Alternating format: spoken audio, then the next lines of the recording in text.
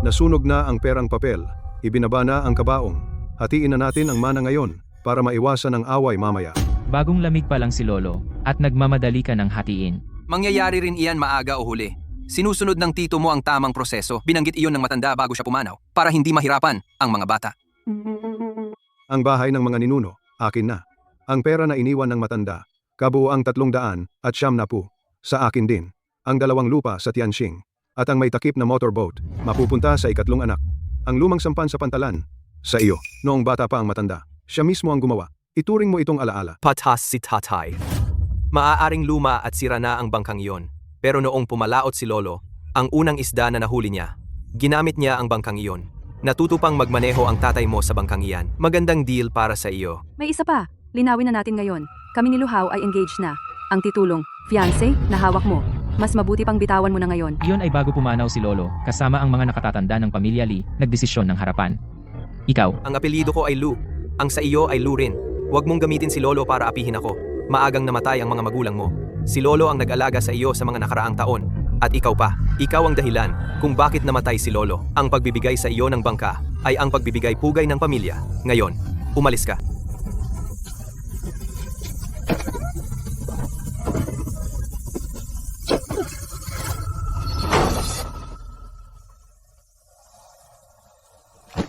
Lolo, binigo kita.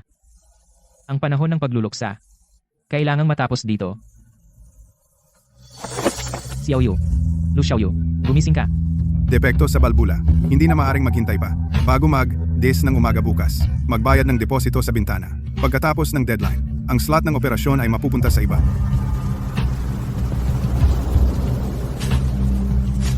Lolo, hindi ko na mapapanatili ang bangkang ito. Kailangan ko munang iligtas ang buhay ni Xiaoyu. Ang natitirang utang, babayaran ko ng unti-unti.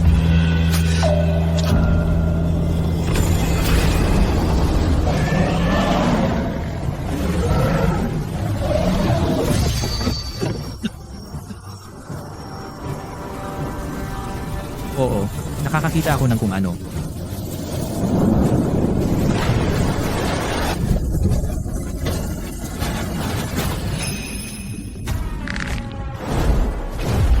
Lakas. Mas malakas. At sa ilalim ng tubig. Nakakahinga ako ng normal.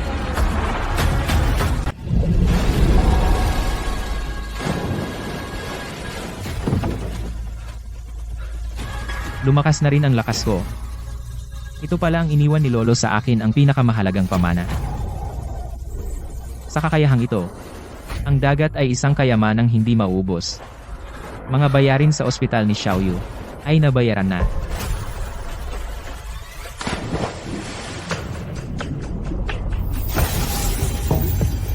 Ang laki ng dilaw na isdang ito, mga 30-40 pounds.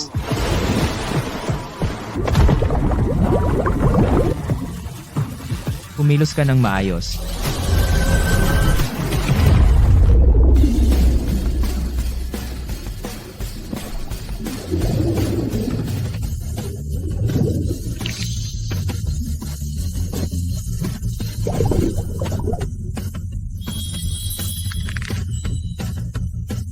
Mayaman na, ang mga huling ito.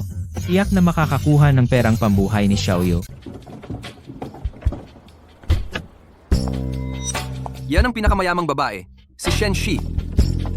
Lu Yuan, kakataboy lang, at ngayon, nagmamakaawa ka. Ang kapatid mong babae, hindi pa, nasumpa hanggang mamatay dahil sa malas mo, di ba? Umalis ka. Pumunta ako para makipag-deal sa boss mo. Ang baho ng kahirapan mo, nakakasuka. Itong restaurant, puro premium goods lang. Ang bulok na isda na pinulot mo. Walang may gusto kahit libre. Ito ang laking yellow croaker. At itong pearl oyster. Boss, puro walang kwentang basura ito. Ang malaking barko ng fiancé ko. Madaling hulihin ang mga iyon. Manahimik ka. Magsorry ka sa ginoong ito, agad-agad. Boss, sinungaling siya. Pumunta ka sa accounting para sa sahod mo. Sibak ka. Sir, bibilhin ko lahat ng seafood na ito. Babayaran kita ng 1,000. Okay lang ba? Deal. Covered na ang operasyon ni Xiaoyu, at bilhan mo siya ng supplements.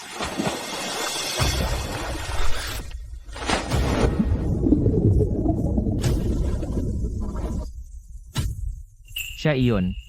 Ang pinakamayamang babae sa restaurant.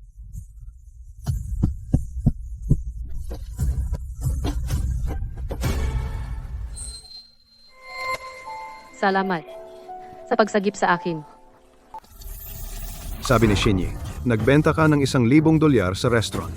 Ibigay mo na ang pera ngayon. Xiao Yuan, ang pera mo ingatan namin ito para sa iyo. Pamilya tayo, huwag mo nang gamutin ang sakit ng kapatid mo. Maghanap ka na lang ng doktor sa baryo. Noong pinalayas mo ako, hindi mo sinabi na pamilya tayo. Ngayon gusto mo ng parte? Managinip ka. Sige, pamalasan ka. Talaga namang nanakit ka ng tao sa labas? Sino ang babaeng ito? Lu Yuan, paano kang nangahas sa liwanag ng araw mang-abuso ng isang disenteng babae? Sino ang nagsabing hinaras ako ni Lu Yuan? Nagmamahalan kami. Pero kayo, sabi niyo mga nakatatanda kayo, pero mas masahol pa kayo sa mga hayop. Mukhang, kailangan kitang bigyan ng leksyon.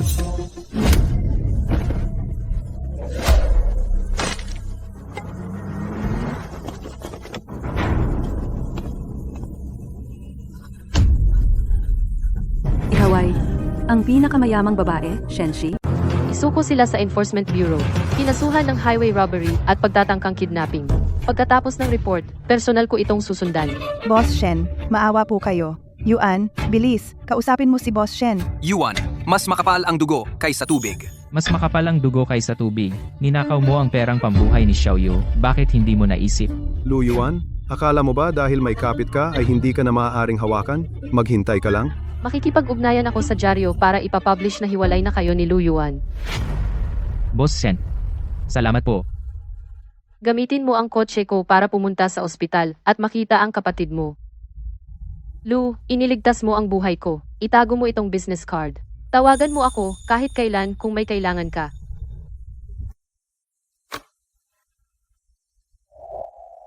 Mr. Lu, si Boss Shen ay nagbayad na ng lahat ng bayarin at kumuha ng top expert para operahan si Miss Lu bukas.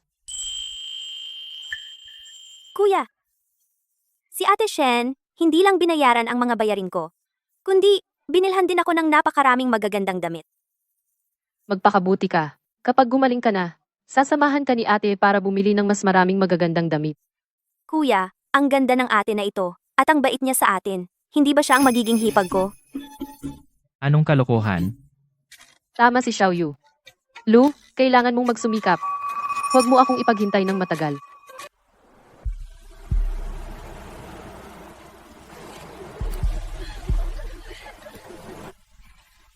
Lu Yuan, narinig ko umalis na ang kapatid mo sa ospital at nakatira sa malamig at sirasirang bodega.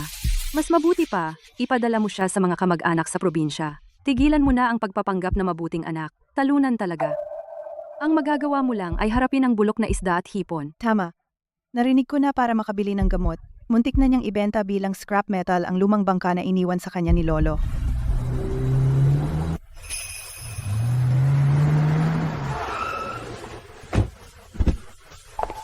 Presidente Shen, bakit siya pupunta sa liblib at mahirap na lugar na ito? Baka narito siya para siyasatin ang palengke ng dagat ng aming nayon.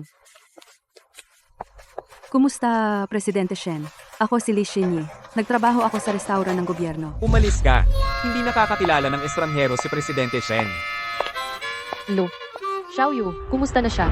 Napadaan ako ng hindi nag-aabiso. Sana hindi ako nakakaistorbo. Presidente Shen, pumunta kayo ng napakalayo sa Qingyu Village. Hindi pwedeng para lang tingnan siya.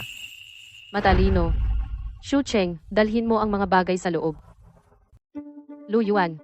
Ako, Shenshi, hindi kailanman umuutang. Iniligtas mo ang buhay ko. Ito ay tseke para sa 10,000. Ito ay personal kong pasasalamat. Presidente Shen, isa-isa lang. Ang perang ito, hindi ko ito matatanggap. Mabuti. Matapang ka. Sige, usap tayo ng negosyo. Nag-research ako. Yung wild yellow croaker na ibinenta mo 40 pounds at yung top grade na perlas, supply level na kalidad. Sa iyong mga kakayahan, mas marami ka pang kaya. Marami kang alam, Presidente Shen. Gusto ko eksklusibong karapatan sa pagbili sa lahat ng iyong top tier na seafood. At hindi lang iyon. Gusto kong maging eksklusibong marine consultant para sa Shen Corporation. Ikaw ang hahanap ng mga produkto. Ako ang bahala sa mga channel at kapital. Hati sa kita. 70,000 pretty. 70% sa iyo, 30% sa akin. Presidente Shen, 70 hanggang 30. Sa dati naming mga supplier, hindi kami lumampas sa 50 hanggang 50. Tumahimik ka. Ang halaga ni Lou hindi masusukat sa karaniwang pamantayan. Matalas ang iyong mata, Presidente Shen, pero may isa akong kondisyon. Sabihin mo, Ayaw ko ng fixed na sweldo. Gusto ko na ang iyong investment agreement ay bumili sa akin ng bangkang pangisda. At kung saang tubig ako mangingisda, kung ano ang aking huli, hindi mo talaga dapat pakialaman. sige. Shu Cheng, ibigay mo sa kanya ang card. May 100,000 iyon. Pwede siyang bumili ng kahit anong bangka na gusto niya. Masaya akong makipagnegosyo sa iyo, Presidente Shen. Sa loob ng 3 buwan, ipapakita ko sa iyo kung gaano kahusay ang investment na ito. Mga kababayan, simula ngayon, si Ji Lu Yuan ay nangungunang kasosyo ng Shen Corporation. Sino mang mga hasguluhin siya sa Qingyu Village ay kalaban ko, si Shen Si. At ang buong Shen Corporation. Shen, President Shen, broke loser siya. Hindi siya bagay sa'yo. Broke loser. Malapit na siyang maging pinakabatang milyonaryo sa Qingyu Village at maging sa buong lungsod. At para sa babaeng tulad mo na walang paningin. Hindi ka man lang karapat-dapat magtali ng sapatos niya. Xiaolu, hinihintay ko ang magandang balita mo tungkol sa bangka. Kontakin mo ako anytime. Boss Lou, alam kong yayaman ka balang araw. Xiao Yu. Nagawa ko na. Mula ngayon, bibilhan kita ng malaking bahay. At mabuhay sa pinakamagandang buhay. Dragon King's Pearl, ang sirang bangkang pangisda, ay hindi na bagay sa'yo. Ang walang katapusang kayamanan sa malalim na dagat na ito, ako, si Lu Yuan, ay magsisimulang anihin.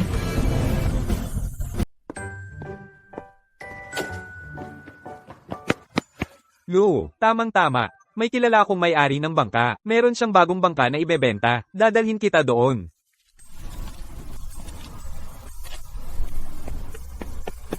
Lubos Shu, ano ang tingin mo dito? Gawa sa dekalidad na kahoy. Boss Chen, binabalaan kita. Huwag mong subukan na ipasa ang mga inayos na bangka bilang bago. Siya ang pinakamayamang tao sa ating lungsod at tagapagligtas ni Mr. Chen. Kung maglalakas loob ka na day-in siya ng mababang kalidad na produkto, kung malaman ni Mr. Chen, wala na ang shipyard mo.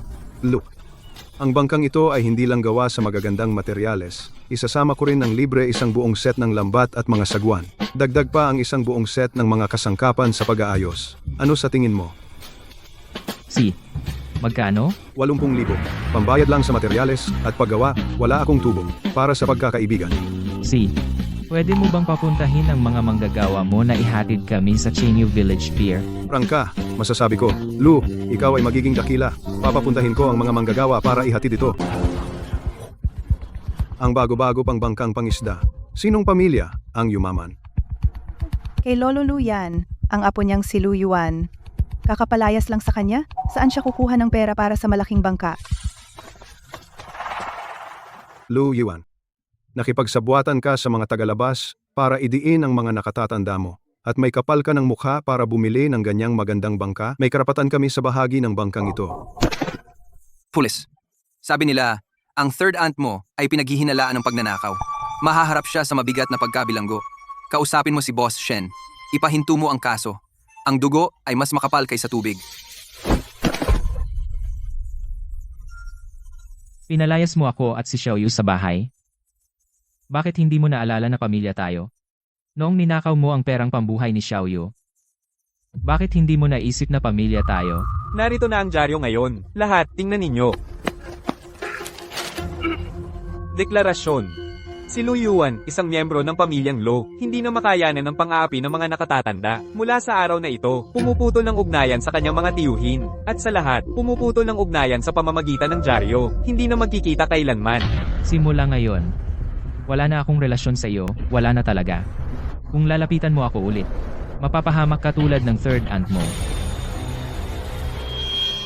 Lu Yuan, lubos mo akong pinahiya. At gusto mo pa ring maglayag sa bagong bangka at yumaman? Gagawin ko kayo at ang bangka mo na lumubog sa ilalim ng dagat. Lu Yuan, ikaw na panggulo. Anong karapatan mo sa malaking bahay at bagong bangka? At itinakwil mo ako sa pahayagan? Sa harap ng buong nayon, pinahiya mo ako. Hindi mo ako hahayaang mabuhay, hindi kita hahayaan ng madali.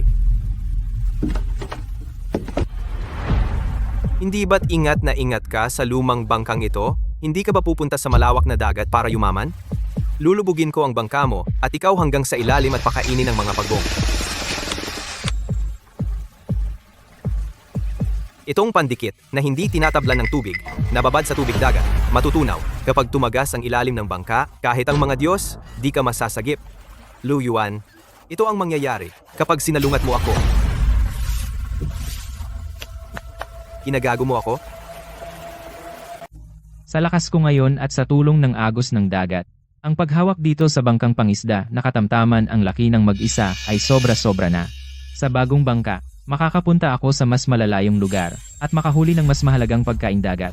Lalabas pa ako ng ilang beses at babayaran ko ang utang na loob kay Presidente Shen. Kapag gumaling na si Xiaoyu, ipapadala ko siya sa bayan sa pinakamagaling na paaralan doon. Tumutulo. Bakit tumutulo ang bagong bangka? Peking pandikit butas na binutas. Lu Hao, ikaw ang gumawa nito. Sinusubukan mo akong patayin. Gusto mo akong patayin? Managinip ka pa.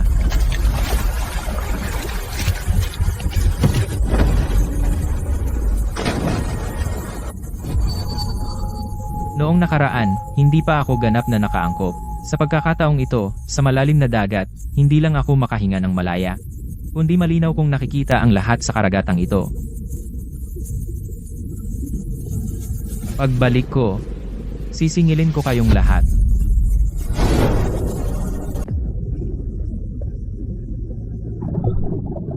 Masyadong mabilis lumubog ang bangka. Hindi ko ito kaya mag-isa. Mga nilalang ng dagat, pahiram ng inyong lakas.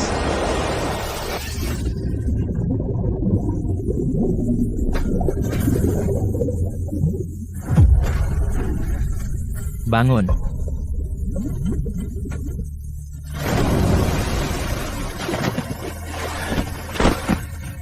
Yung maliit na bola, perlas ng dragon. Ilang lihim ang mayroon na hindi ko alam, kaya ko palang kontrolin ang isda. Ngayon naligtas na ang bangka. At kaya ko na ngayon, sa malalim na dagat, gumalaw ng malaya. Mabuti pang bumaba, at hulihin ang ilang talagang malalaking isda. Isda at hipon sa mababaw hindi kumikita ng malaki.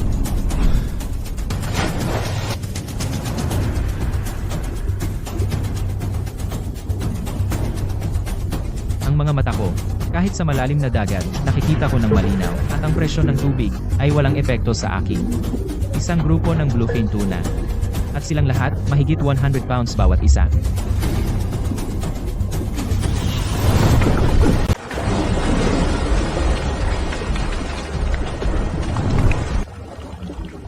Anong nangyayari? Ano ang tumatakot sa mga isdang ito? May mga pating ba sa malalim na dagat?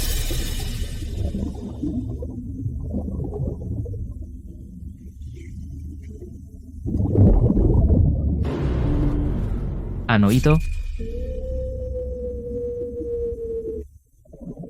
Ano itong bagay na ito? Iba ang wika nito. Galing ba ito sa ibang bansa? Hindi. Meron ding antena at detection probe. Sino bang may pake kung ano ito? Lumilitaw ito sa ating bansa, sa malalim na tubig, isang pirasong metal, at may detection gear pa ito. Hindi ito ordinaryong bagay. Iangat muna natin ito. Lu Hao, sinubukan mong lunurin si San sa dagat. Sayang, hindi lang pinayagan ng langit na mamatay si San, kundi pinayagan din akong mahuli isang bagay na hindi ka panipaniwala.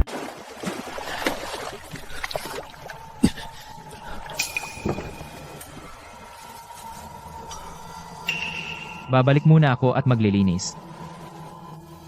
Tapos, hahanapin ko ang iba, at malalaman ko kung ano ba ito talaga. Maghanap kayo ng mabuti. Yang munting manloloko, malamang na itinago ang pera ng isda sa isang lugar. Papa, huwag kang mag-alala. Ang bangka niya, siguradong nasa ilalim ng dagat ngayon.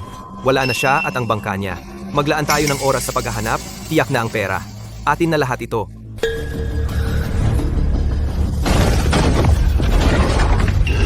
Lumayas ka. Ikaw? Paano ka nakabalik?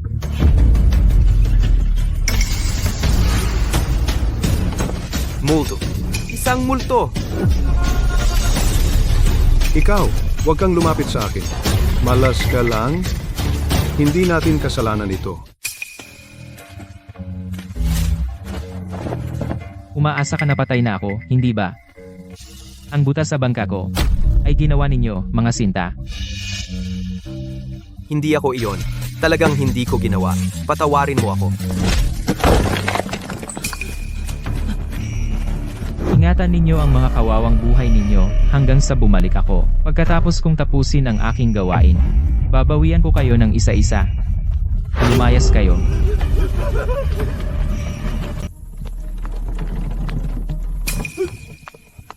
Lu Yuan, anong bakal na pagong ito na hinugot mo? Saan mo nakuha to? Boss, ito ang nahugot ko sa dagat. Puro banyagang sulat. Akala ko kakaiba ito. Kaya dinala ko ito. Diyos ko, hindi ito torpedo, di ba? Hindi. Hindi ganyan ang itsura ng torpedo. Hinawakan ko ito. Hindi ito sumabog.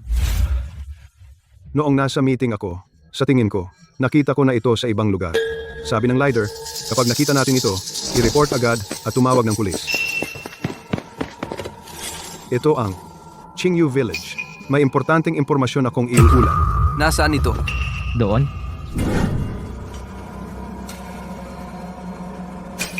Umatras! Huwag hawakan! Sir, ano ba ito? Nasa fleet ako. Noong naglilingkod ako, may nakita akong katulad nito. Ito ay malamang na banyagang spy sonar.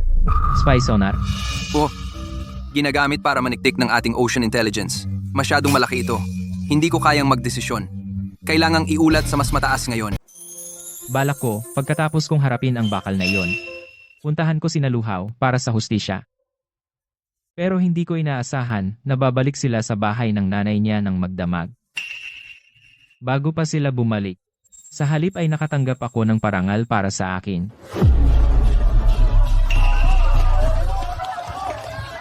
Kasamang Lu Yuan, upang bigyan ka ng parangal dahil sa pagbawi mo ng spy device. Dahil pinangalagaan mo ang seguridad ng ating bansa sa iyong katapangan, tanggapin mo ang banderang ito.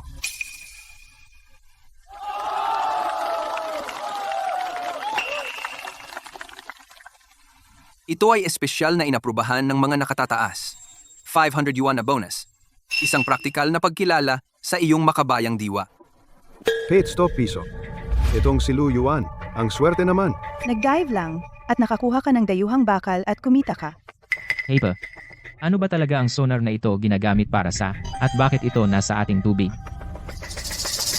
Mamaya, ipapadala ko ang mga larawan sa lahat. Lahat, tingnan ninyo ang aparatong ito. Ang bagay na ito ay tinatawag na sonar. Ito ay pangunahing ginagamit upang matukoy ang terrain ng dagat at gumuhit ng mataas na katumpakan na military nautical chart o upang subaybayan ang paggalaw ng ating mga submarino. Pero, ang kakaiba nito, sa ating tubig sa labas ng Qingyu Village, walang base ng hukbong dagat at walang mahalagang strategic sea lanes. Sa Loika, mga dayuhang especially iya ay walang dahilan na maglagay ng ganitong advanced mapang sonar dito, maliban kung mayroong isang bagay, napaka-espesyal sa seabed na ito, na sulit sa kanila, na gumastos ng malaking pera para IMAP. Huwag mag-isip-isip, nakalimutan mo na ba ang patakaran sa lihim? Kabataang kasamang Lu Yuan, kung naaalala mo kung saan mo natagpuan ang sonar na ito, mangyaring kontakin kami agad. Pagkatapos, bibigyan ka namin ng isa pang malaking tagumpay. Dagat o dagat? Ibalik mo ako. Bumalik kung saan ko natagpuan ang malaking tipak na metal.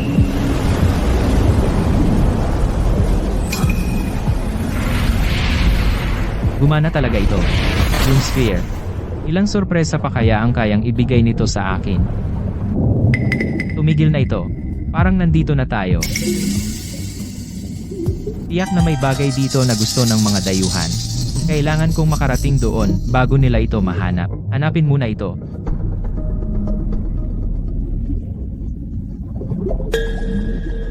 Maaaring nasa mas malalim na lugar ito.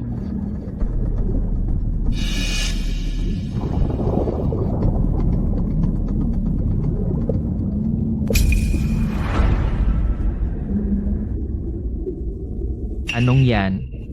Higanteng halimaw sa dagat.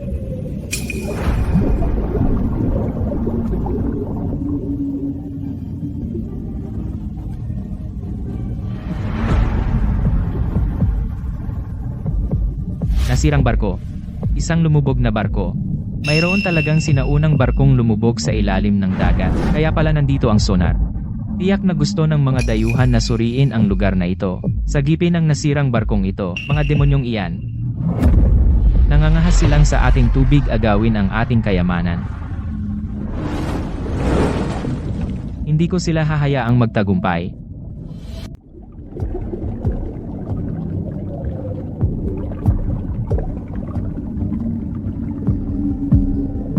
Mas malaki ang lugar na ito kaysa sa inaakala ko.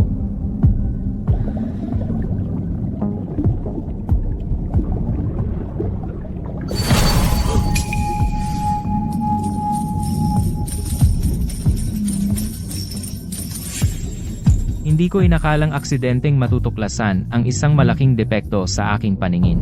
Nabulag sa ginto. Mayaman na ako. Sobrang yaman ko na ngayon. Lahat ng mga ito ay mga antigong hindi mabibili. Kung mailalabas ko lang ang mga ito mula rito, kalimutan na ang pagpapalit sa pinakamayaman ng lungsod. Ang pinakamayaman ng bansa ay ako. Hindi ito ordinaryong barkong pangkalakal. Ang kapasidad ng karga, para itong isang buong kabangyaman na naubos. Hindi. Ang daming gamit.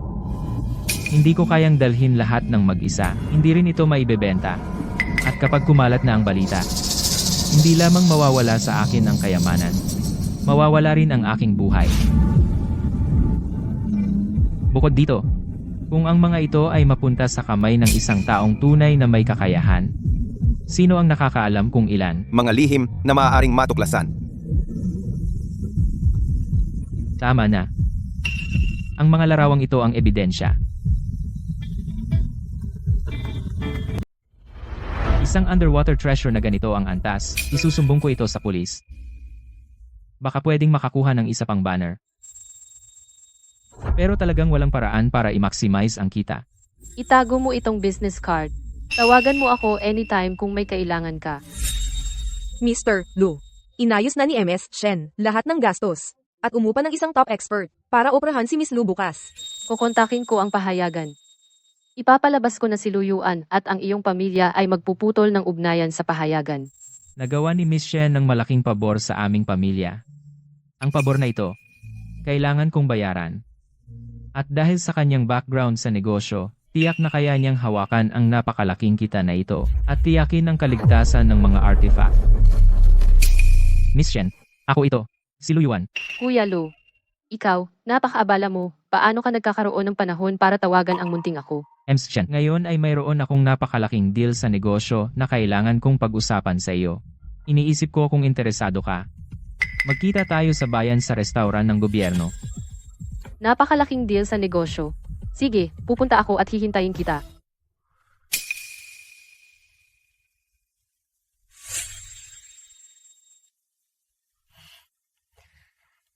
So, ano itong malaking deal na gusto mong pag-usapan?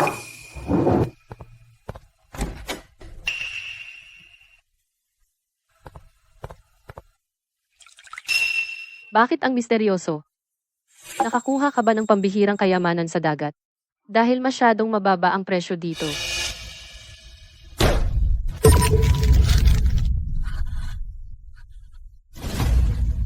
Ito ay isang sinaunang opisyal na selyo.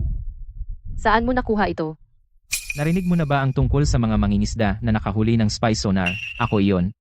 Sabi ng mga eksperto ang isang sonar sa ordinaryong tubig ay napakakakaiba. Ito ay tiyak na para sukatin ang ilang espesyal na target. Sinundan ko ang mga pahiwatig at sumisid ako sa ilalim. Natagpuan ko ito. Ito ay tiyak na hindi aksidenteng nahulog. Sa ilalim ay tiyak na malaking pagkawasak ng barko sa ilalim ng dagat. Mataas ang posibilidad ito ay isang estadong tributaryo na nakaranas ng bagyo. Luyuan, alam mo ba kung ano ang ibig sabihin nito? Isumiti lang ang mga coordinate na ito sa mga kinaukulang autoridad bilang tumuklas at ang kumpanyang nag-uulat. Ang aming kumpanya ay tiyak na makakakuha ng malalaking proyekto ng gobyerno at mga bahagi. Ang aming paglago sa hinaharap ay magiging maayos at walang hadlang. Ginoong Lu, ano ang gusto mo? Perahan, ari-arian, o mga bahagi sa aking kumpanya? Pwede tayong mag-usap. Wala akong gusto. Handa kitang sabihin ang eksaktong lokasyon. Papuntahin mo ang iyong kumpanya sa mga kinaukulang autoridad at iulat ang pag-unlad. Ang kredito at kita na ito lahat ay mapupunta sa iyo. Isipin mo na ito bilang aking pagbabayad sa pagligtas kay Xiaoyu. Baliw ka ba?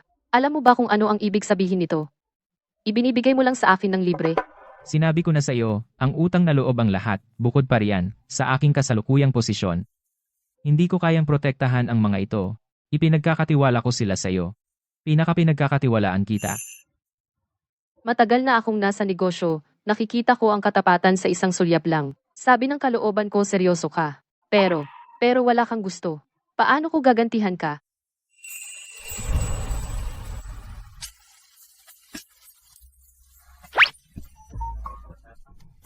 Luyuan, nasaan ang tapang noong inahon mo ang bakal na iyon mula sa dagat? Bakit ngayon parang bloke ng kahoy ka? Luyuan, huwag kang mag-alala. Ang mga insentibo ng Estado, mga gantimpala sa patakaran, komersyal na lupa, at mga dibidendo ng proyekto ang iyong bahagi sa mga ito.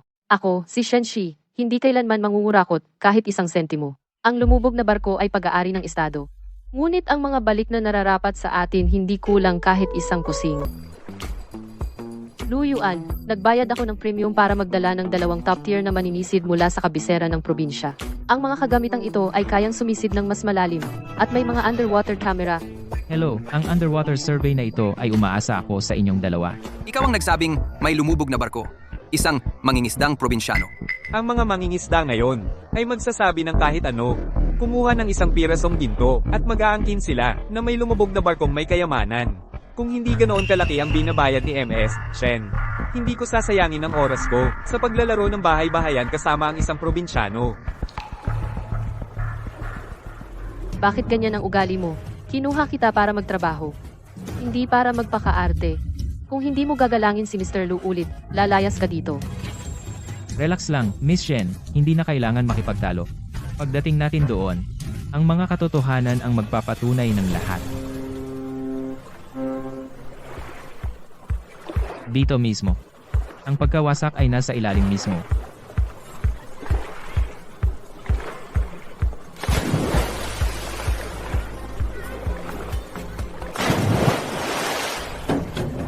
Wala talaga sa ilalim. Nawalan din ako ng imported na floodlight. Imposible, eksakto sa mga coordinates na yan. Lumalim pa. Buwisit, natamaan tayo ng malakas na agos sa ilalim. Muntik nang masira ang diving suit. Sumusuko na kami. Subukan nyo pa minsan. Kung obra o hindi, magbabayad ako ng dagdag. Sinungaling! Lubos kang sinungaling! Sumisid na kami sa pinakamalalim na bahagi. Wala kundi mga bato. Wala naman diyang lumubog na barko. Buwisit! Dahil sa walang kwenta mong kasinungalingan. Muntik na kaming mamatay. Bumalik na tayo. MS, Shen. Manloloko ang batang ito. Gago. Kailangan mong magbayad ng buong halaga. At magbayad pa para sa emotional distress namin. Kompensasyon, hindi lang kayo sapat. Hindi ninyo mahanap. At maglakas loob kayong humingi. Lubos akong nagtitiwala kay Luyuan. Sabi niya nandoon. Kaya nandoon talaga yan. Talagang nasa ilalim ang lumubog na barko. Hindi lang sapat ang kakayahan ninyo. Hindi ninyo maabot ang lalim na iyon. Sige, magaling ka magsalita. Kahit kami hindi makababa doon. At ikaw, isang probinsyano, lakas loob mong magyabang? Ngayon, kung makita mo ang lumubog na barko sa ilalim, kukunin ko itong extra oxygen tank at lulunukin ng buo. Kung hindi mo mahanap, luhod ka at yumuko sa akin. Lihim ng kalaliman. Tawag.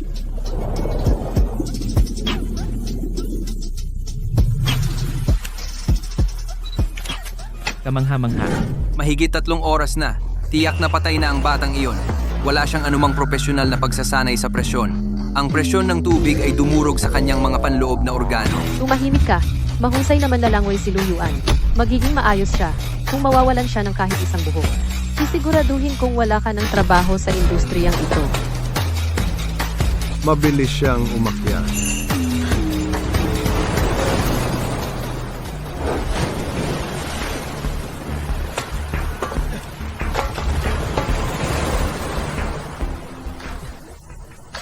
Ma'am Shen, sige. Lahat ng nasa loob ay nakunan na. Sobrang tinakot mo ako. Sinabi ng gago na patay ka raw sa ilalim. Kung talagang nagkaproblema ka, ano ang gagawin ko? Luang daldal ko.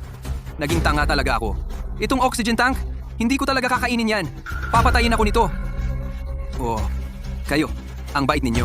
Hayaan nyo na lang ako. Wala akong kwenta. Madaldal lang siya. Huwag kang bumaba sa antas niya. Talagang humanga kami sa'yo. Sige, tumayo ka. Hindi kita papatayin. Pero, pagkatapos mong i-develop ang mga litrato, ayusin ang coordinates at ang data sa ilalim ng tubig, kailangan ko ng tulong mo. Pagkatapos, gawin mo ang iyong makakaya at gawin mong mabuti ang trabaho mo. Huwag kang mag-alala. Hanga na hanga ako sa'yo. Gagawin ko ang eksaktong sinasabi mo. Kahit anong sabihin mo, gagawin ko. Ito ang barkong lumubog na hinahanap natin. Napakaganda. Ito na talaga. Nandoon pa ang porselana. Ito. Dito sa ilalim, may barkong lumubog talaga. Ang linaw ng balangkas sa napakalalim na tubig.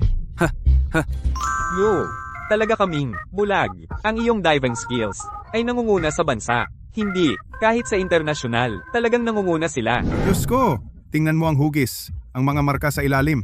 Maaring ito ay isang barkong handog mula sa nakaraang dinastiya. Dahil sa bagyo o pagbangga sa reef, lumubog ito dito. Ang halaga nito sa arkeolohiya ay hindi matatawaran.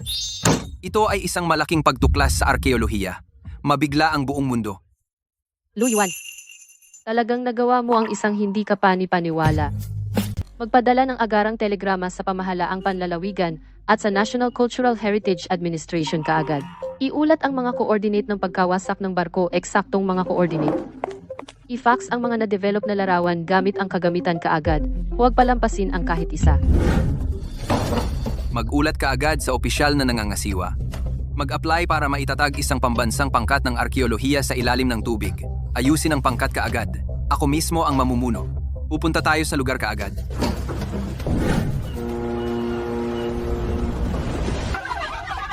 Sino ang nakatuklas ng barkong lumubog? Narinig kong natuklasan mo ang mga napakabihirang pambansang kayamanan. Ano ang kasalukuyang kalagayan? Mga mamamahayag, mangyaring panatilihin ang kaayusan. Ang pagtuklas ng lumubog na barkong ito ay dahil sa lalaking nasa likod ko, sa kanyang pambihirang kasanayang propesyonal, natapos niya ang paggalugad. Iyan ang lalaking nakakuha ng kagamitang panektik mula sa dagat at pinuri, di ba? Yung may malaking tagumpay. Iyan si Yang Lo, di ba? Makinig kayong lahat. Ang lumubog na barko ay may kinalaman sa pambansang lihim at kaligtasan ng pamanang kultural. Upang protektahan ni kasamang Lu Yuan ang personal na kaligtasan, hinihiling ko na kayo huwag talagang maglathala sa anumang pahayagan o mag-broadcast sa radyo. Anumang pangalan na may kaugnayan kay Lu Yuan, mga larawan, o anumang personal na impormasyon, sinumang mga has na magbunyag ng kahit isang salita, ay hindi lamang sumasalungat sa aking kumpanya, kundi pati na rin ang paghadlang sa pambansang gawaing arkeolohikal. Ang mga kahihinatnan, kayo ang magdesisyon para sa inyong sarili. Opisyal na inanunsyo ng Cultural Heritage Administration ngayong araw ang pagkawasak ng barko sa baybayin bilang isang pangunahing proyektong arkeolohiko. Lahat, lumabas na ang mga dokumento. Ma'am Shen, magandang balita. Dahil ang aming kumpanya sa arkeolohikal na pagtuklas na ito, nagbigay ng kumpletong kagamitan, tulong at paunang pondo. Nagpasya ang pamahalaang panlalawigan, nabigyan kami ng malakas na suporta. Sa partikular, ano ang inaprubahan nila? Inaprubahan ng Coastal Development Zone pinakasentro, 100 ektarya ng komersyal na lupa, direktang inilaan sa amin. Hindi lang iyon, ang bangko ay nakatanggap ng instruksyon mula sa lalawigan, direktang inaprubahan para sa amin isang 3 milyong dolyar na mababang interes na pautang. Ang pondo ay maaaring makuha anumang oras. At isinasaalang-alang ng pambansang pamahalaan na italaga kami bilang isang makabayang negosyo. Ilang proyekto sa hinaharap ay magkakaroon ng prioridad na pagsasaalang-alang. Lahat, tumahimik. Ito ang aming kumpanyang minsan sa buhay na pagkakataon. Dati, gumawa lang kami ng simpleng hotel at restaurant, masyadong maliit ang sukat. Ngayon mayroon tayong lupa, pera, at mga patakaran. Mula ngayon, ganap na palawakin ang ating business blueprint. Ang 100 ektaryang lupang ito agad planuhin ang komersyal at mga pasilidad na sumusuporta. Sa loob ng kalahating taon palawakin ng 12 ng beses. Naiintindihan, Ma'am Shen. Lu Yuan, tinulungan mo akong makuha ang pinakamahusay na mga baraha. Hindi ko ito sisirain. Kasamang Lu Yuan, may pahintulot mula sa itaas. Opisyal naming itinalaga kayo bilang espesyal na consultant ng archaeological team na may ganap na autoridad sa underwater positioning at kaligtasan ng mga miyembro ng koponan. Bukod pa rito, bawat buwan ay makakatanggap kayo isang espesyal na allowance. Gagawin ko ang makakaya ko.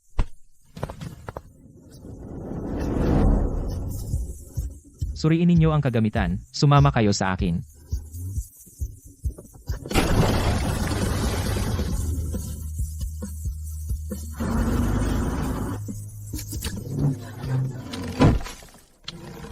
Porselana na asul at puti ito. Buong buo, walang anumang sira. Kabuuang 126 na piraso. Bawat isa ay pambansang kayamanan. Nakagawa tayo ng himala. Arkeolohiya ng pagkawasak ng barko sa ilalim ng tubig, ang unang yugto ay ganap na natapos. Susunod, tayo ay pangungunahan ng ating espesyal na consultant para sa ikalawang yugto ng arkeolohikal na paggalugad. Ang ating ikalawang yugto na proyekto ay inaasahang maghuhukay, may nakaukit mga artifact na tanso, maaari nitong matuklasan hindi pa alam na kasaysayan.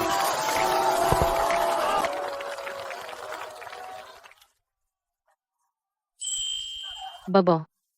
Lagi mong nagagawa ang mga kamanghamanghang bagay. Oras na para bigyan kayong dalawa ng sorpresa. Hindi ko lang alam kung kailan mo mauunawaan.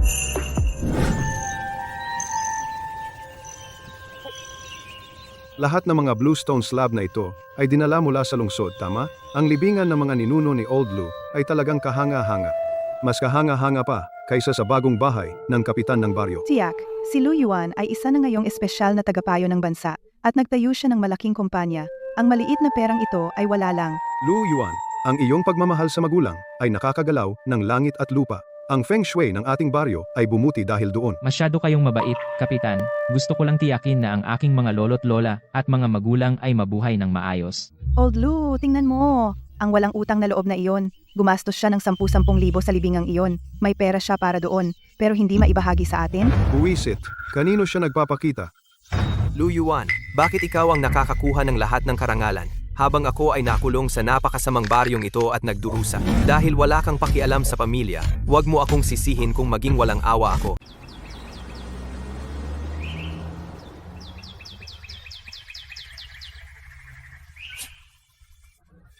Anong malaking bagay?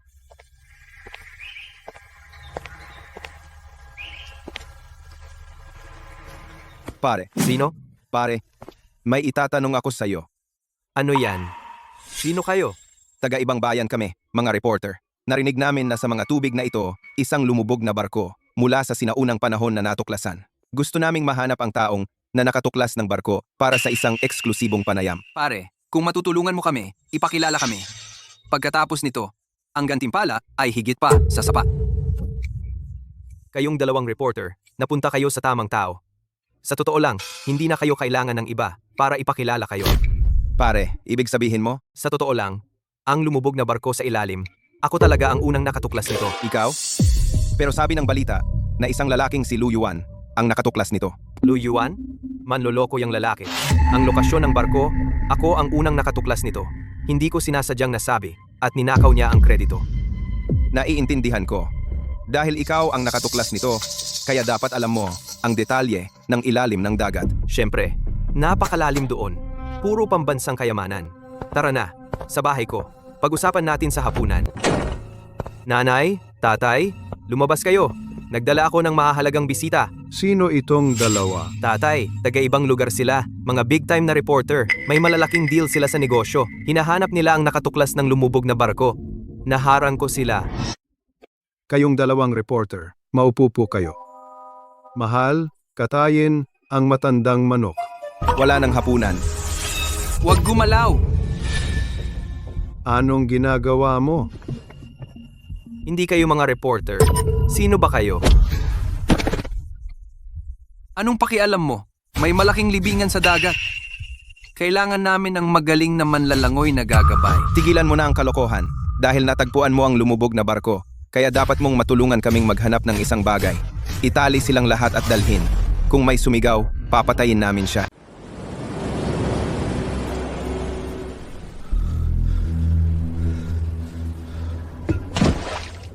Isuot mo.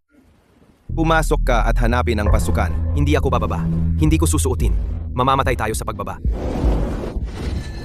Bibilang ako hanggang 3. Kung hindi mo isusuot, lalaslasin ko ang lalamunan ng tatay mo. Sige, isusuot ko na. Huwag mo siyang patayin.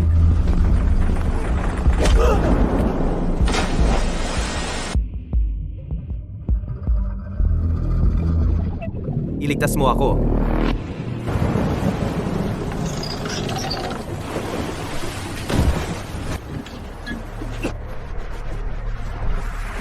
Boss, nakikiusap ako sa iyo? Hindi ko talaga kaya. Sobrang lakas ng presyon. Hindi ko kayang sumisid ng 10 metro. Tatanungin kita sa huling pagkakataon. Sino ba talaga ang nakatuklas ng wreck? Magsabi ka ng isang kasinungalingan at ipapadala ko ang buong pamilya mo sa ilalim. Si Lu Yuan, siya talaga. Ang kakayahan niya sa paglangoy ay pinakamahusay sa nayon. Siya ang nakatuklas ng wreck. Isa pa siyang isang tagapayo sa pamana sa ilalim ng tubig. Sige, titiwalaan kita ng isang beses. Pero dapat siyang kusang pumunta. Kung hindi siya, malulunod ang buong pamilya mo.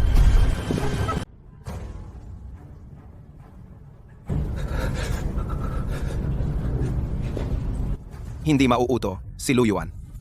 Sabi niya, matagal na siyang nakipaghiwalay sa'yo. Wala siyang pakialam sa atin. Pero siguradong mahalaga sa kanya ang kapatid niyang si Lu Xiaoyu at ang kasintahan niyang si Shen Shi. Bilyonarya siya. Ang kailangan mo lang gawin ay dakpin ang dalawang babaeng ito. Kahit ayaw pumunta si Lu Yuan, mapipilitan siya. Tiyak na susundin ka niya. Kapatid at kasintahan niya. Tama, si Lu Xiaoyu ay nasa high school ng bayan. Tuwing hapon, si Shen Shi ay nagmamaneho para sunduin siya. Ito ang huling pagkakataon mo. Kung magkakamali ka ulit, ihiwain ko ang laman mo ng pira-piraso.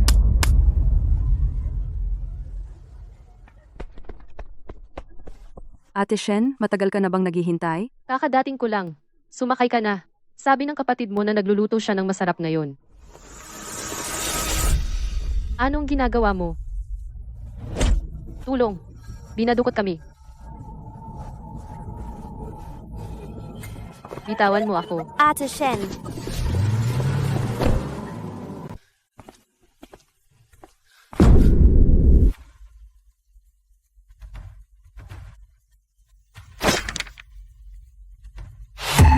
Tawagan mo ang pulis.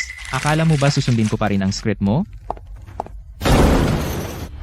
Boss Lu, ang hirap mong makuha. Napilitan ang mga tauhan ko gumamit ng dahas para dalhin ka rito. Nasaan sila? Teka lang, bilang tanda ng katapatan ko, naghanda ako ng regalo para sa iyo. Kalad ka rin sila. Ininis ka ng mga tangang ito, kaya tinuruan ko sila ng leksyon. Kaya, mas gumaan na ba? Sinabi ko na sa iyo, wala sa akin ang buhay nila. Kahit napatayin mo sila rito. Hindi man lang ako kukurap. Ang ganitong banta, hindi epektibo sa akin. Boss Lu, wala kang awa. Dahil wala kang pakialam sa mga walang kwentang basura na ito. Kaya siguradong may pakialam ka sa dalawang ito. Ikaw, maglalakas loob na galawin kahit isang buhok nila. Isinusumpa ko, hindi mo malalaman kung paano ka mamamatay. Boss Lu, nagkakamali ka. Pero lang ang habol namin, hindi pagpatay. Ang dalawang babae ay ligtas na ngayon. Pinapangako ko sa iyo. Ngayon, dalhin mo ako sa kanila. Pakiusap.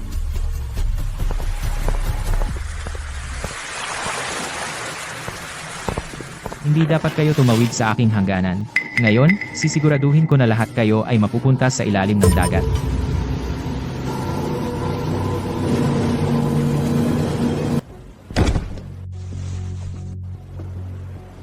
Bro, Lu Yuan, huwag mo kaming alalahanin. Tawagan mo ang pulis. Okay lang.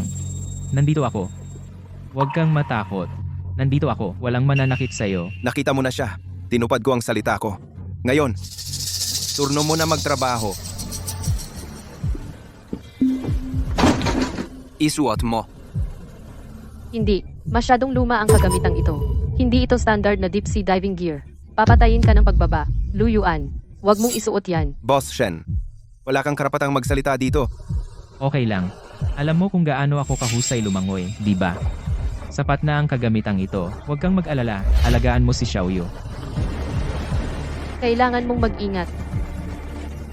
Bumaba ka at tingnan mo. Huwag mong subukang tumakbo. Pinagmamasdan ka namin mula sa itaas.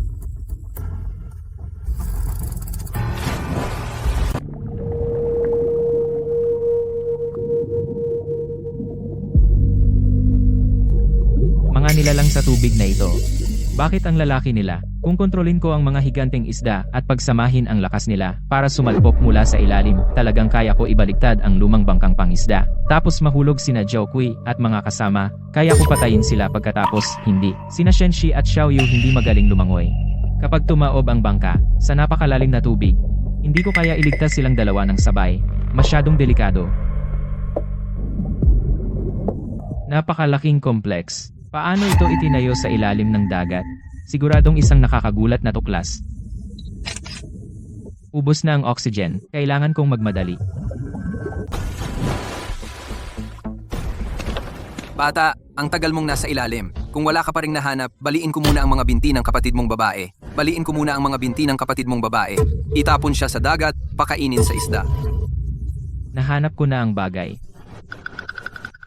Nahanap na. May malaking bagay talaga sa ilalim. Nasa loob lahat ang mga litrato.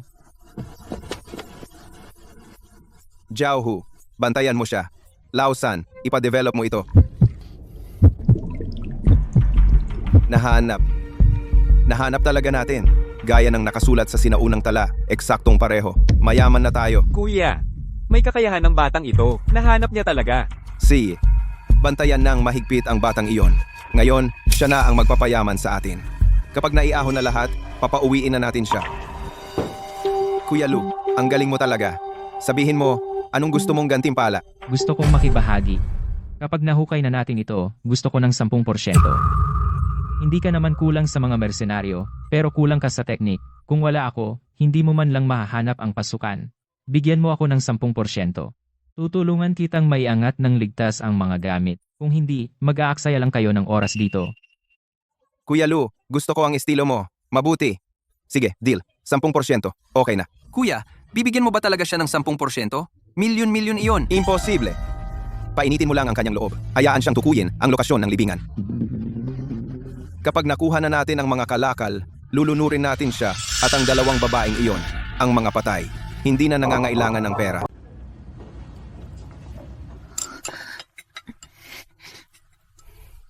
Huwag kang matakot. Kumain ka na, kakailanganin mo ang lakas. Nandito ako. Ayos lang.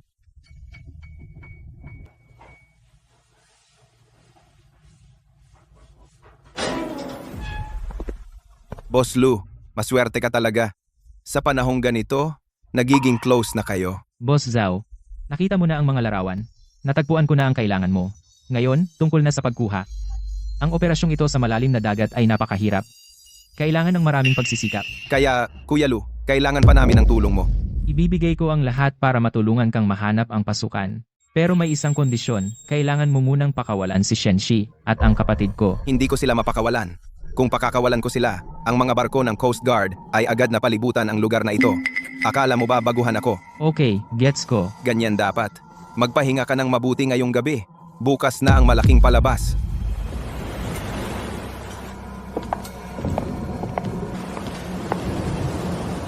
Medyo nasusuka ako sa dagat. Maglalakad-lakad lang ako.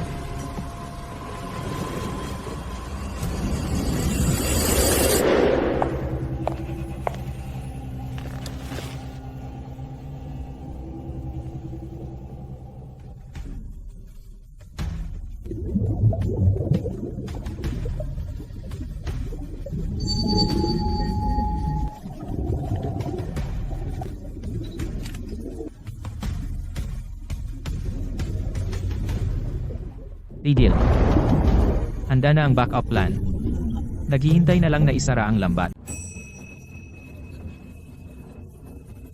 Ito na.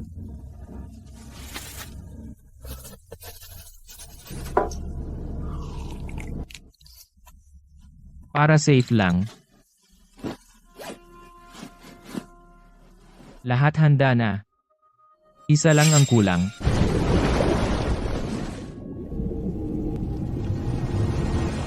Gumagana ang abilidad ko. Kailangan kong lumangoy palabas. Manalo o matalo, nasa iyo ang lahat.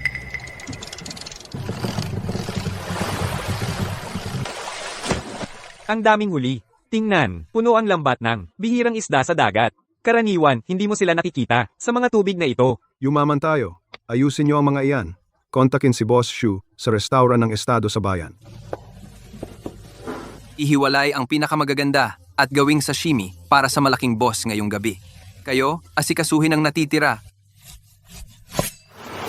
Ano yan? Maestro, may isda sa loob ang isda ko, pati ang tiyan nito. Pareho. May mali. Kunin si Boss Shu. Boss, tingnan mo to. Anong problema, Master Zhang? Ito ang sulat kamay ni Lu Yuan. May nangyari sa kanya. Hello. Gusto kong magulat ng insidente. May isang tao na tinutukan ng baril sa dagat. Oo, nasa akin ang eksaktong coordinates. Padalhan agad ng mga pulis. Para makapag-ipon ng oras. Sa wakas natapos ko na ang buong panlabas na shell ngayon. Pagkatapos, maaari ko nang ibigay sa Cultural Relics Bureau. Tapos, Magaling. Napakahusay. dito ang pangunahing daanan. Pero mag-ingat, maaaring may mga mechanical traps sa magkabilang gilid. Ang mga mekanismo sa ilalim ng tubig ay kinakalawang, ngunit kahit isang bahagyang pagdikit ay maaaring magdulot ng pagguho o undercurrent. Pagdating mo doon, maingat na suriin ang mga sinaunang teksto. Huwag mo akong lokohin. Magaling ka, bata. Huwag kang mag-alala. Pag-aaralan namin ito ng lubusan at markahan ito ng malinaw. Kuya Lu, makatitiyak ka. Atensyon, sasakyang dagat sa unahan. Ito ay isang routine law enforcement inspection. Ihinto agad ang inyong sasakyang dagat at maghanda para sa boarding. Boss, pulisya ito. Ilang patrol boat ay papunta sa atin. Bakit ngayon? Sa lahat ng panahon. Boss, anong gagawin natin? Lalaban ba tayo? Baliw ka ba? Bilisan? Itago ang mga armas? Takpan ang mga kagamitan? Sige, ikulong si Lu Yuan at ang dalawang babaeng iyon sa hold. Tutukan sila ng kutsilyo. Kung umingay sila, saksakin. Bilis. Manatili kayo. Kung may mag-ingay, sasaksakin ko siya.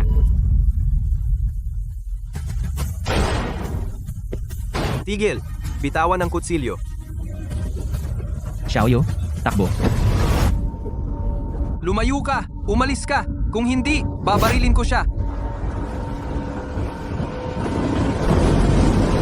Pakawalan ko siya. Hindi ka makakatakas. Tigil ang daldal. Bigyan kami ng bangka. Pagligtas na kami, pakakawalan namin siya.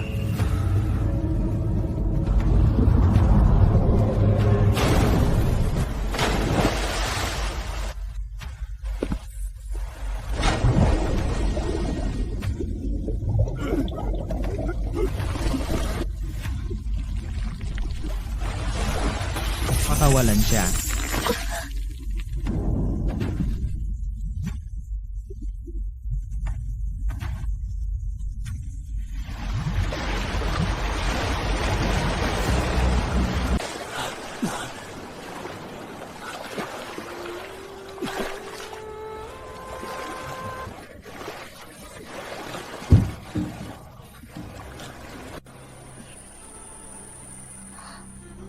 Lu Yuan, Ayos lang.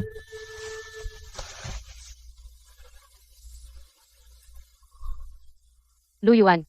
Sa ilalim ng tubig, akala ko mamamatay na ako, at ikaw lang ang nasa isip ko. Gusto kita. Hindi ko alam kung kailan ito nagsimula. Pero sigurado akong gusto kita. Sama-sama tayo. Walang hanggan. Hindi kita pakakawalan. Kuya, Ate Shen, natakot mo ako.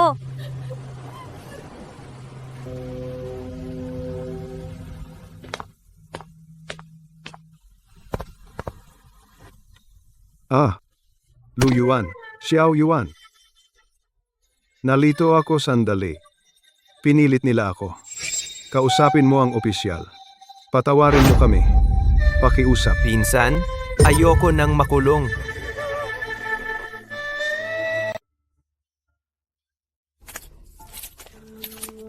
Xiao Yuan, alam kong mali ako. Para sa ugnayan ng pamilya, kausapin ang hukom at mabawasan ang aking sentensya. Pinsan, ayokong makulong. Bata pa ako. Pamilya, noong ninakaw mo ang pera pambuhay ni Xiaoyu, bakit hindi mo naisip ang pamilya? Nakipagsabuatan ka sa mga manghuhukay ng libingan, dinukot si Shenxi, at si Xiaoyu. Bakit hindi mo naisip ang pamilya noon? Ang hatol ng hukom ay ginawa ayon sa batas. Pinaghihinalaan silang ng dukot at pagtatangkang magnakaw ng mga pambansang artifact. Maraming kaso, pinagsamang sentensya. Ito ang kapalaran na nararapat sa kanila. Dalhin na sila. Sa wakas, tapos na.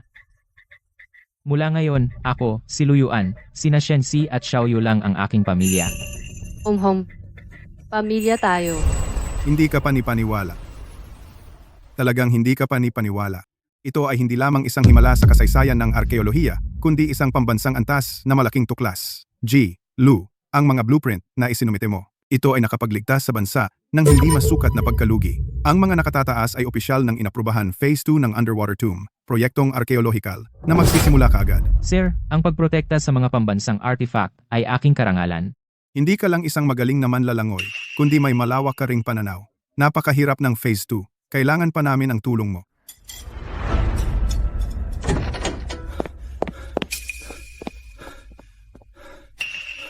Lu Yuan. Nahanap na kita. Kapitan Wang, anong problema? Proyektong Phase 2. Nasa malaking problema. Ang agos ng pangunahing libingan ay lubhang masalimuot at puno ng nakatagong bahura. Nagdala kami ng mga nangungunang engineering divers ng bansa. 3 beses silang sumisid, 2 ang muntik ng mag-disaster. Huminto na ang proyekto. Ano ang gagawin natin ngayon? Ang mga artifact ay hindi maaaring manatili sa tubig magpakailanman. Napag-usapan na ito ng Bureau. Sa buong bansa, ikaw lang ang pamilyar sa agos at terrain ng lugar na iyon. Partikular na hiniling ka ng mga nakatataas upang maging Special Technical Advisor para sa Phase 2 at ikaw mismo ang mamuno sa pagsisid.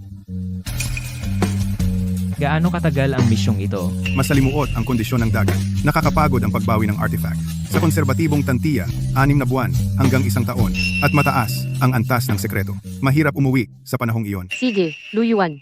Ito ay isang misyon mula sa bansa at ang iyong pinakamagandang pagkakataon upang patunayan ang iyong sarili. Ako na ang bahala sa bahay. Huwag kang mag-alala.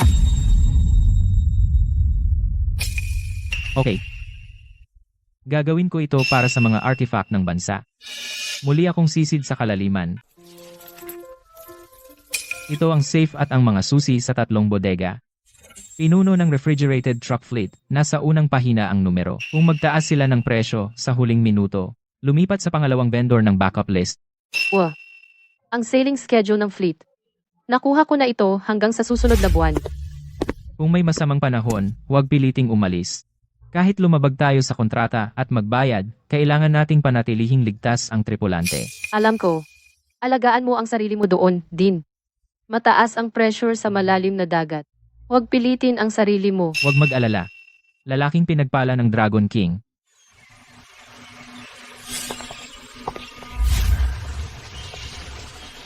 Naglagay ako ng ilang makapal na sweater sa loob. Malamig sa dagat sa gabi.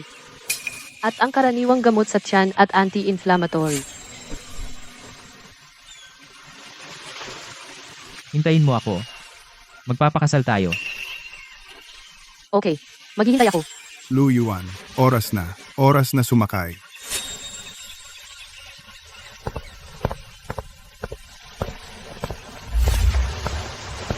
Ang ekosistema ng baybayin ay hindi na nagpapahintulot sa atin na mangisda ng malawakan. Mula ngayon, ang kumpanya ay ganap ng lumilipat sa isang premium na ruta ng supply. Presidente Shen? Pero paano ang penalty?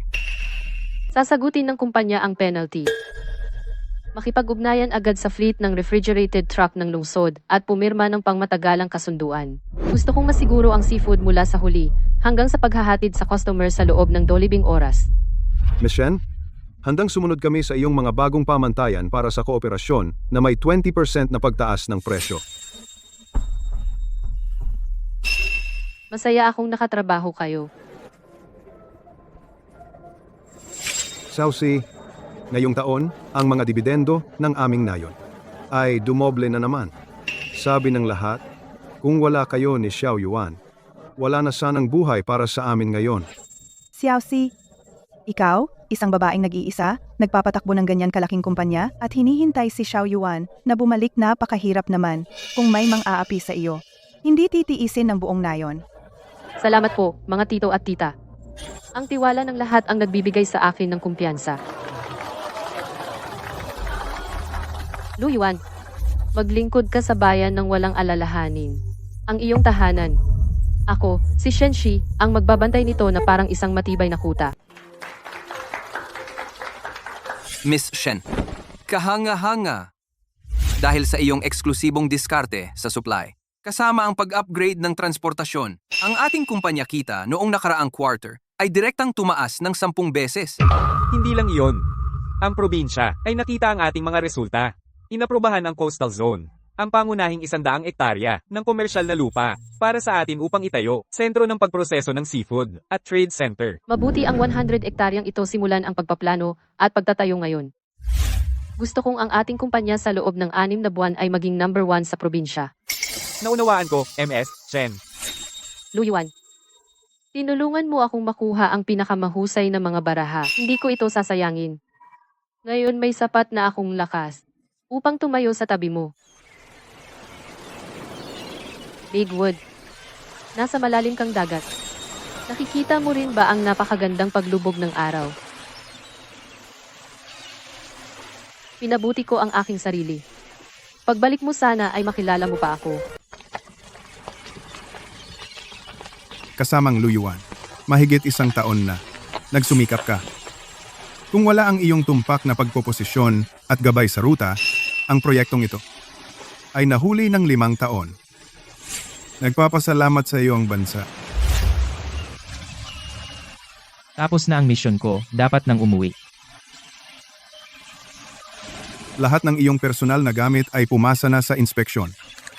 Maaari kang umalis anumang oras. Sabihin mo kay Presidente Shen na binati ko siya.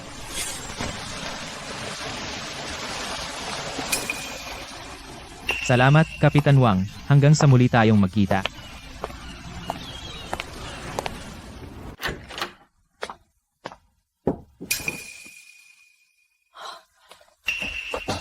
Bumalik ka na. Bakit ang aga mong bumalik? Imhim. Tapos na ang misyon. Namiss kita.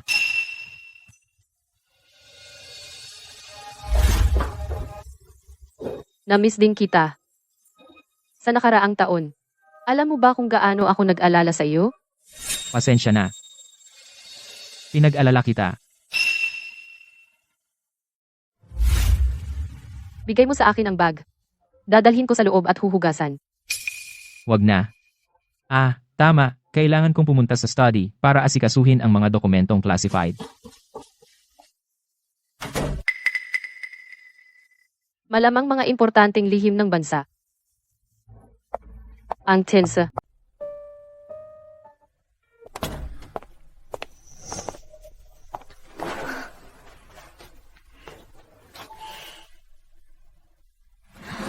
Di ka sasabay sa akin mag-almusal. May appointment ako. Hindi, may inaasikaso akong papeles. Kumain ka na muna. Aalis na ako.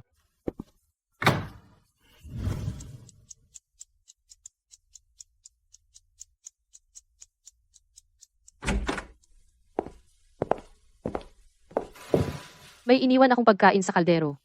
Kumain ka na ba? Paano mo nasugatan ang kamay mo? Kumain ako sa labas. Aksidente ko lang nahiwa.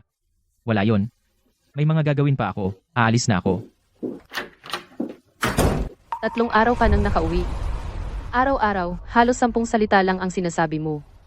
Ayaw mo man lang akong pagalawin ng bag na yan. Wala na ba siya ng 1 taon? Sawa na ba siya sa akin?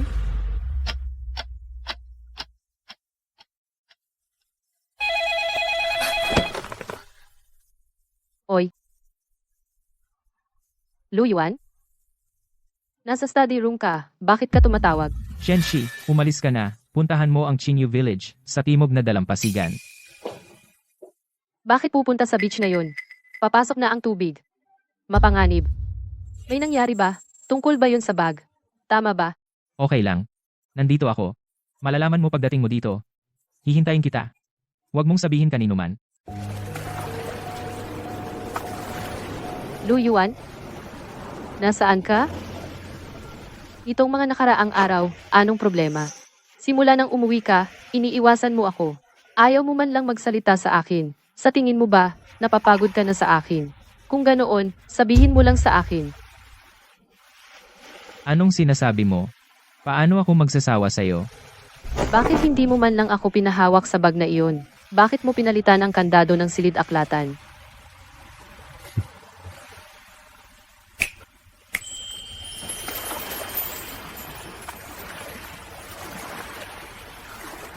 Ikaw, Kailan mo ito inihanda?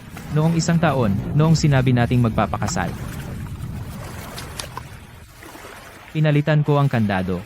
Dahil hindi pa tapos ang mga ito, natatakot ako na baka makita mo ng maaga, ang kahon pampaganda na ito, nagawa sa hawksbill tortoise shell, at ang kwintas na perlas na ito, nakuha ko sila mula sa ilalim ng dagat, hilaw na materyales. Nitong nakaraang taon, sa tuwing may oras ako, sumunod ako sa matandang artesano ng bayan para matuto ng pag-ukit at pagpapakintab. Hindi ganoon kagaling ang aking kasanayan. Huwag kang mabigo. Paano ako mabibigo? Akala ko ayaw mo na sa akin. Tanga mo.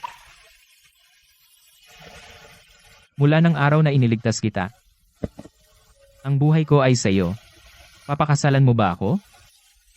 Oo, papakasalan kita.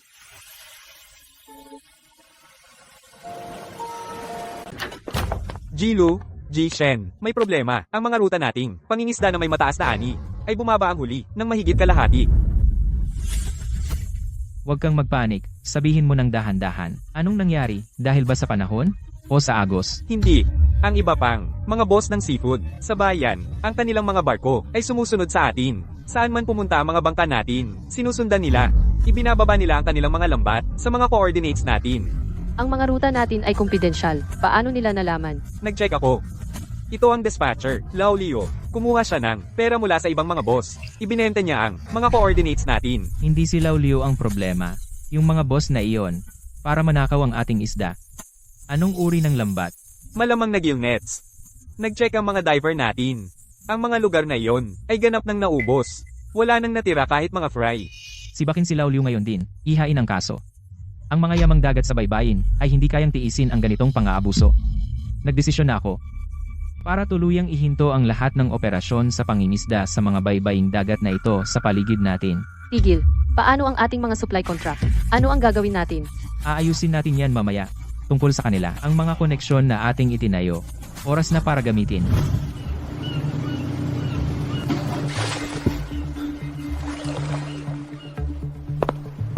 Boss Wang, Boss Lee, ginamit nyo talaga ang gillnet sa pangingisda. Oh? Di si Boss Lu. Ano ito? Ikaw lang ang pwedeng kumain ng karne at kami hindi man lang makakuha ng sabaw? Luyuan. Marunong kang maghanap ng isda, pero hindi mo alam ang negosyo. Ang isda sa dagat ay walang may-ari. Kung sino ang makahuli, sa kanya iyon. Kung hindi ka mangingisda, may ibang gagawa nito. Hindi pera ang usapan. Ang iyong mga aksyon ay sumisira sa marine ecology. Ninakawan mo ang mga susunod na henerasyon. Tigilan mo ako ng sermon. Binili namin ang coordinates ng patas sa tama. Inilatag namin ang mga lambat ng patas sa tama. Ano ang magagawa mo? Sinasabi mong gumamit kami ng gill nets? May ebidensya ka ba? Si. Lee. Ngayon, si Lu Yuan dumiretso sa atin tungkol sa mga daya na ginamit natin sa baybayin at inilantad lahat. Ang paraan ng kanyang pagkilos, malamang may siyang pakana. Masama ang pakiramdam ko dito. Masyado kang duwag. Sino ba si Luyuan? Akala niya, sa totoo lang, isa lang siyang maswerte, palamunin. Pumunta siya sa atin, para lang, takutin tayo, para mapalayo tayo sa lugar na iyon.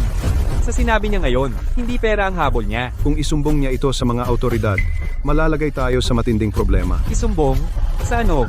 Ang mga bangka ay walang marka ng kumpanya natin. At ang mga tripulante ay mga tagalabas. Bukod dito, ang patrol officer na si Old Leo, binayaran ko na siya. Sa kanya, ang mga bangka natin ay pwedeng mangisda kahit saan. Ikaw, Lee, laging sobrang masinop. Eto, tagay.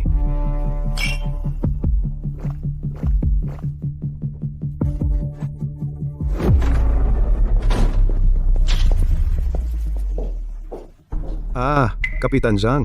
Anong pakay mo? Bilis. Umupo at uminom. Boss Lee, itago mo ang alak na ito at inumin mo mag-isa. Old Liu. Kilalanin mo sila? Sila bang dalawa? And Oo, sila nga. pinaghihinalaan kayo ng paggamit ng ilegal na kagamitan sa pangingisda at sinadyang sirain ang ekosistema ng dagat. Sumama kayo sa amin. Kapitan Zhang, pag-usapan natin ito. Magkano ang nakuha ni Old Leo? Bibigyan kita ng 10 beses niyan. Kunin mo para sa abala mo. Tigilan mo na yan. Akala mo ba mabibili mo ang lahat? Para sa sarili mong pakinabang, sinira mo ang ekosistema ng baybayin nang hindi na makilala. Dalhin sila.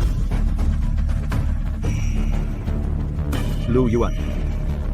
Isinumbong mo kami, hindi ba? Magsabi ka ng mabuti para sa amin.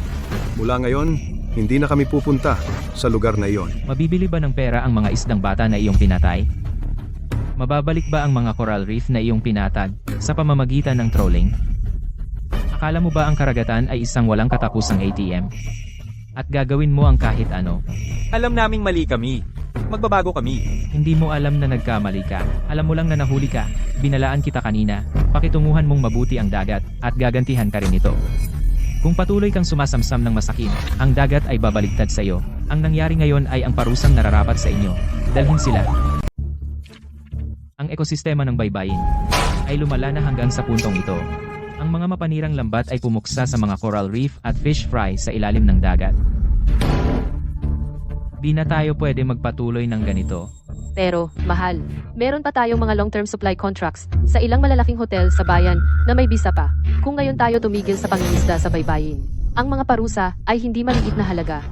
At sa maikling panahon, wala tayong mahanap na alternatibong mapagkukunan. Ang mga parusa kaya nating bayaran ang mga yamang baybayin ay hindi na kaya. Para sa pangmatagalang pag-unlad, dapat tayong magbukas ng bagong teritoryo. Sa malalim na dagat, Malalim na dagat, mga maalon na tubig, mataas na panganib. Ang kasalukuyan nating maliliit na bangka ay hindi makarating doon. Dagdag pa, ang paunang pananaliksik at gastos sa bangka. kaya kailangan nating bumili ng 2 malaking bangka para sa malalim na dagat at pumunta sa tunay na malalim na dagat para mag-operate tungkol sa pananaliksik. Hindi mo ba alam ang kaya ng asawa mo? Kasama mo ako babalik tayong puno ng huli. Hindi pa tayo kasal at tawag mo sa sarili mo ay asawa. Pero, ito nga ay isang magandang solusyon. Pagbili ng malalaking bangka, kumuha ng permiso at ang unang biyahe para mag-explore, aabuti ng ilang buwan. Ang araw ng kasal natin ay maaaring ipagpaliban. Ayos lang. Ang hinaharap natin ay mahaba pa. Pwede tayong maghintay. Una, iligtas muna natin ang kumpanya sa krisis na ito. Shensi, bakit mo dinala ang mga bag dito sa itaas? Hindi ba dapat manatili ka sa bahay at hintayin ako? Ang malalim na dagat ay mahirap mahihilo ka sa biyahe. Itong biyahe sa malalim na dagat. Sasamahan kita. Ang kumpanya na ipasa ko na sa mga profesional sa side ng mga magulang ko. Iba ang malalim na dagat. Kung dumating ang matinding bagyo delikado. Ako ang asawa ng boss sa kumpanya. At ang iyong kasintahan. Ang pagbubukas ng bagong ruta ay napakahalaga. Paano ko iyon palalampasin? Ikaw ang magbasa ng mapa sa harap. Ako naman ang nasa likod mamahala sa logistics at bookkeeping. Kapag magkasama tayong nagtrabaho, walang makakapigil sa atin. Sama-sama tayong pumunta sa dagat upang sakupin ang malalim na asul. Umaapaw na ang lambat, puro malalaking isda. Diyos ko, ang laki ng bluefin tuna, at napakaraming grouper. Mayaman na tayo.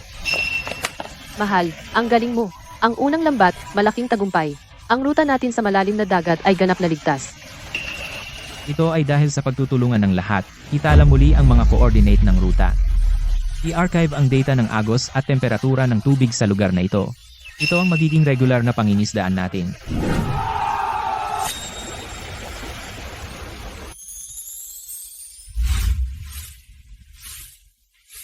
Kuya, kapag nalinis na itong lumang bahay, maaaring maging pick-up spot ng kasal.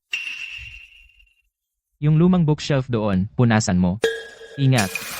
Bulok na ang mga libro sa loob. Huwag mong punitin. Kuya, tingnan mo kung ano ito. Galing ba kay Lolo? Bakit ito nakatago sa isang lihim na lugar? Kahon ni Lolo ito.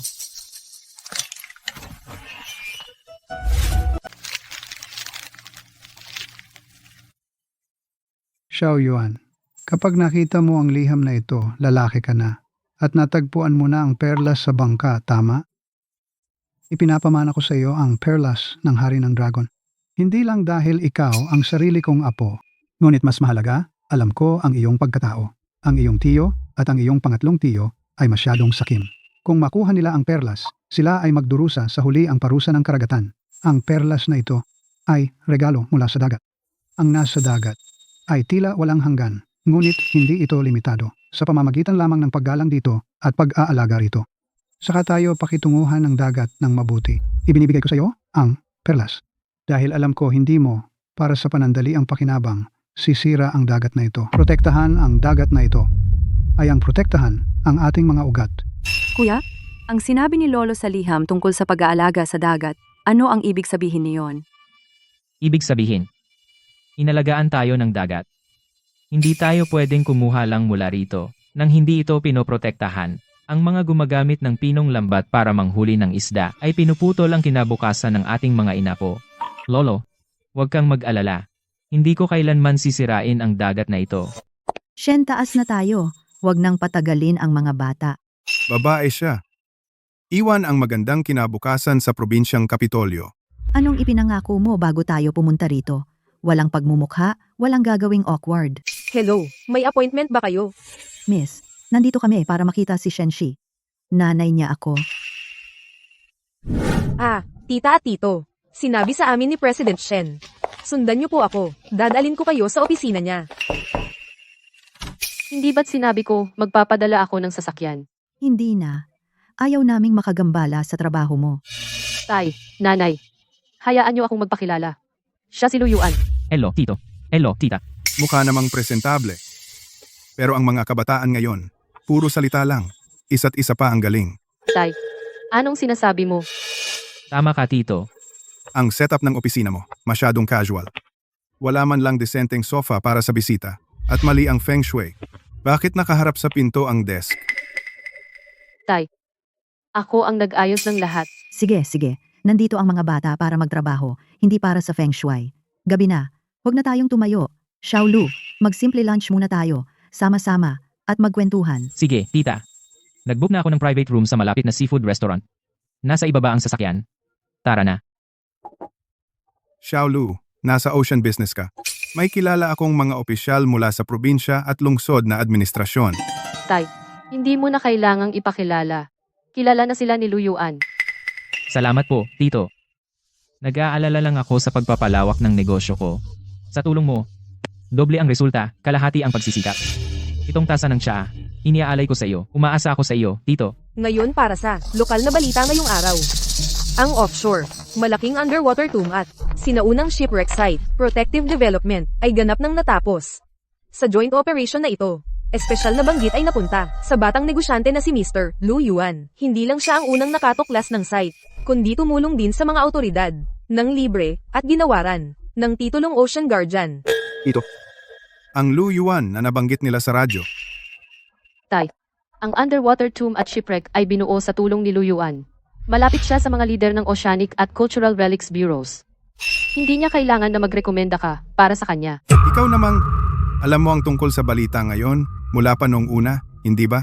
Pinanood mo akong magyabang sa private room. Sobra ka na. Tito, hindi ko talaga sinasadya. Natatakot akong ma-cut off ka at mapahiya ka. Tito, hayaan niyo akong magpaliwanag. Xiaolu, huwag mo siyang habulin. Hayaan mo siyang umalis. Nagmamayabang lang siya at nahuli siya. Hindi na siya makakabawi. Totoo, nang marinig niya ang balita. Malamang, medyo humanga siya sa iyo. Para siyang bata. Para sa inyong dalawa. Binigyan ka na niya ng basbas. Mula ngayon, asawa kita.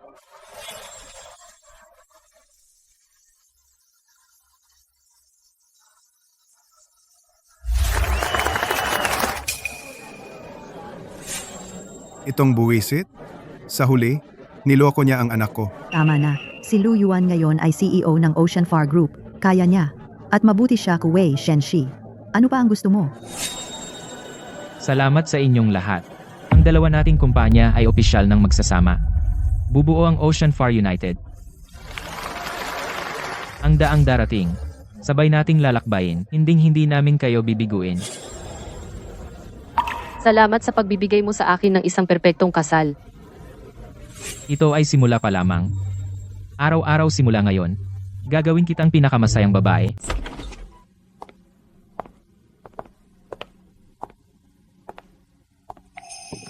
Xiaoyu, ang negosyo ng kumpanya ay nasa tamang landas na. Nakagraduate ka na sa kolehiyo, oras na para ikaw na ang mamahala. Ako at ang iyong hipag ay magha-honeymoon na sa wakas. Walang tiyak na balik. Huwag mo kaming istorbohin. Na naman? Dalawang abalang tao, abala sa loob ng maraming taon. Sa wakas ay may panahon na, para magkaroon ng oras para sa dalawa. Kuya, Shenshi, sige, mag-enjoy ka. Ako na ang bahala sa bahay.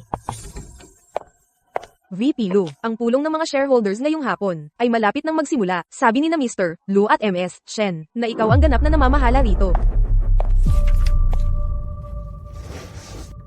Sige, abisuhan ang lahat ng department heads. Pulong sa conference room sa loob ng 5 minuto. Ang ganda dito. Dadalhin kita rito taon-taon. Ipapasa natin kay Xiaoyu ang kumpanya at magtatakas para sa ating honeymoon. Hindi ba tayo medyo masama? Kaya niya yan mag-isa.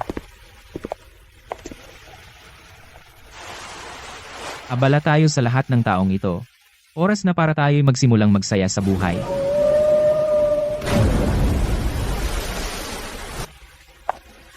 Naku, balyena. Nagpapalabas ito para sa atin.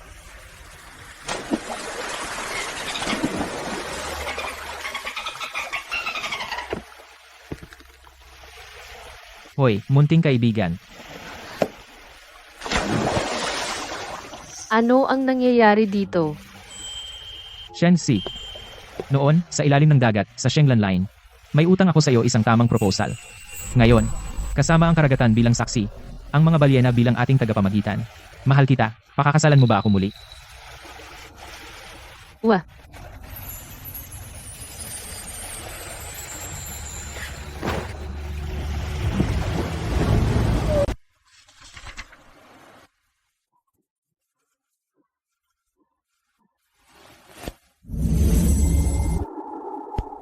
Kaibigang dati, nasa loob ka ng aking pagkatao sa buong buhay ko.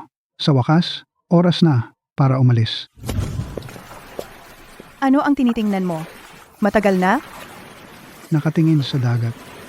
Sa mga dekada, hindi pa sapat. Mula sa nasirang pantala ng Qingyu Village hanggang sa Oceanic Group ngayon, sa lahat ng mga taong ito, kasama mo ako, masaya ka ba? Masaya. Sa buong buhay ko, meron akong dagat na ito. At ikaw, walang pagsisisi. Kahapon, inilabas ko ang bakal na kahon. Nilabas ko ang butil na iyon. Ano ang balak mong gawin? Ipapasa mo ba sa anak o apo natin? Si Lolo noong araw, binigyan ako ng butil dahil alam niyang hindi lang maghahanap ng panandali ang kita. Ang bagay na ito ay isang regalo mula sa dagat. Napakalaki ng kapangyarihan nito. Kung mahulog ito sa mga kamay ng mga sakim, magiging sakuna ito. Sa mga inapo natin, sino ang tunay na makakaunawa ng salitang pahalagahan ang dagat? Sino ang karapat-dapat na magmana nito? Kung hindi sila kwalipikado, mas gugustuhin ko pang ilubog ito sa ilalim. Ibabalik ito sa dagat. Suportado kita.